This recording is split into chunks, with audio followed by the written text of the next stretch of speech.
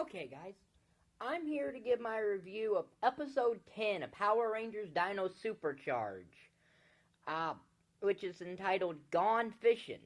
And despite the title, it was actually a better episode than last week.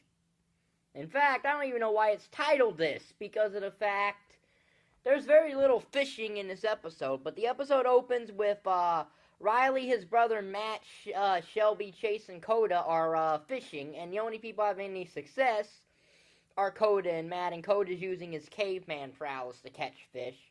Chase just keeps catching the traditional comic fishing things, boots, license plates, stuff like that.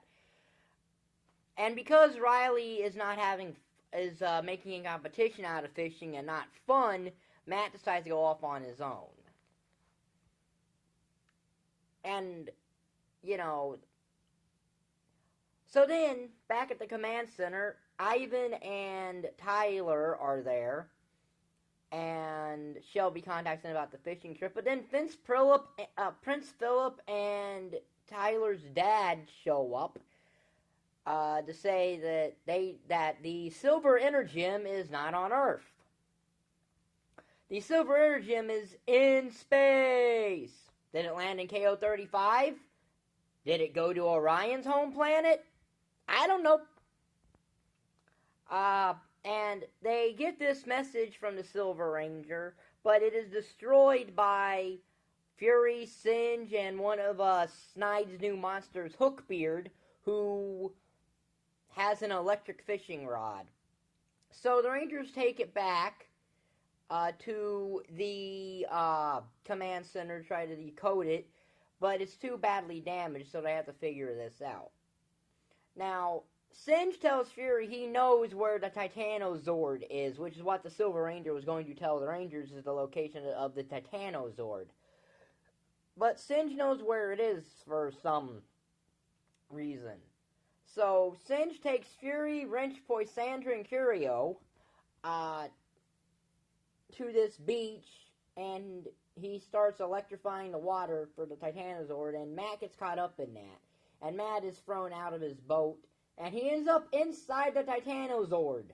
I don't know how that is humanly possible, but hey, go with it. It's Power Rangers. So Riley calls the other Rangers, they get there, and Riley and all the Rangers do a morph. Well, everyone I think but Kendall, because she's not there again.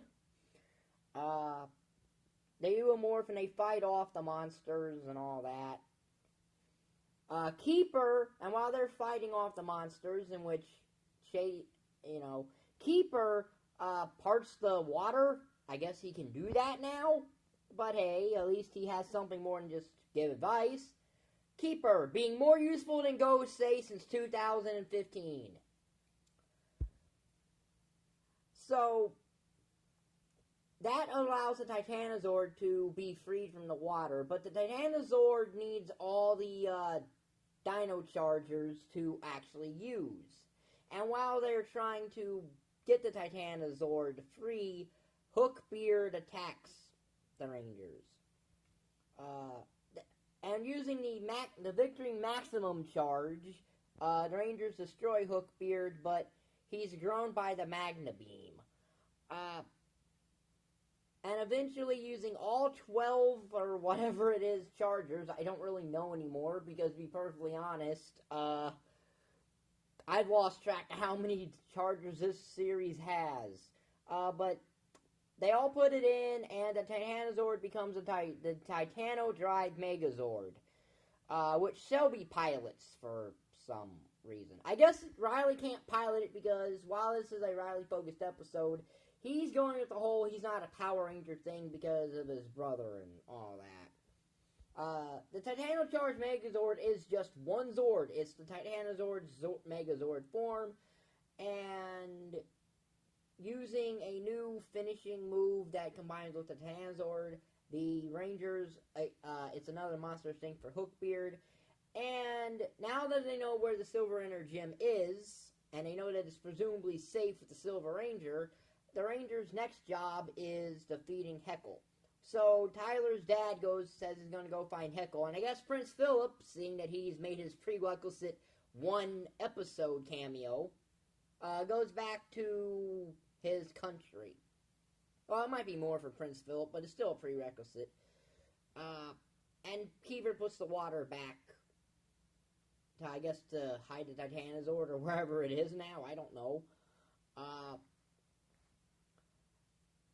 And then we finish the episode, Riley and Matt have a bonding moment. We finish the episode like we started with, fishing stuff, and Code is eating worms and all that.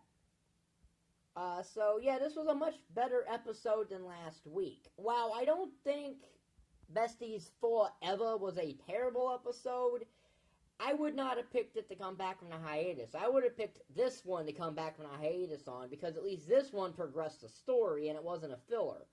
So I would have flip-flopped these first two episodes of it being back. But a much better episode, while last week was a small speed bump in the great season pretty much that Dino Supercharge has been, this one goes right back. So, this and last week's review will be in the Dino Supercharge review playlist. So if you like this video, like button is down there, subscribe button is down there, and thank you for watching. Bye.